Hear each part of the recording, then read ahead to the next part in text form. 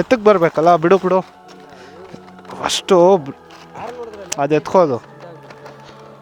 ಯಾರ್ಯಾರು ಡೆಲಿವರಿ ಮಾಡ್ತೀರಾ ಒಂದು ನೆನ್ಪಿಟ್ಕೊಳ್ಳಿ, ನಿಮ್ಮ ಜೀವನಕ್ಕಿಂತ ಯಾವುದು ದೊಡ್ಡದಲ್ಲ. ಸೊ ಹಿಂದಿನ ವಿಡಿಯೋದಲ್ಲಿ ನೋಡ್ದಂಗೆ ನೋಡಿ, ಅರ್ಜೆಂಟಲ್ಲಿ ಹೋಗ್ತೀರಾ, ರೋಡ್ ಚೆನ್ನಾಗಿಲ್ಲ ಅಂದ್ರೂ ಫಾಸ್ಟ್ಗೆ ಹೋಗಿ ಡೆಲಿವರಿ ಮಾಡಬೇಕು ಅಂತ ಇರ್ತದೆ, ಗೊತ್ತು ಪ್ರೆಷರ್ ಇರ್ತದೆ.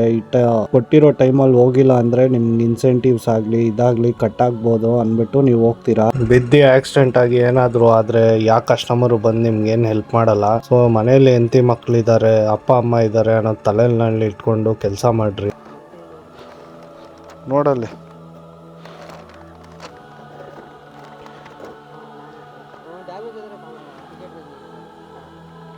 ಹುಷಾರಪ್ಪ, ಹೊಡೆದೋಗಿರೋದು ಸೆಕೆಂಡ್ರಿ, ಅದು ಫಸ್ಟು ನಿಂದಿದ್ದು ನೋಡ್ಕೊ.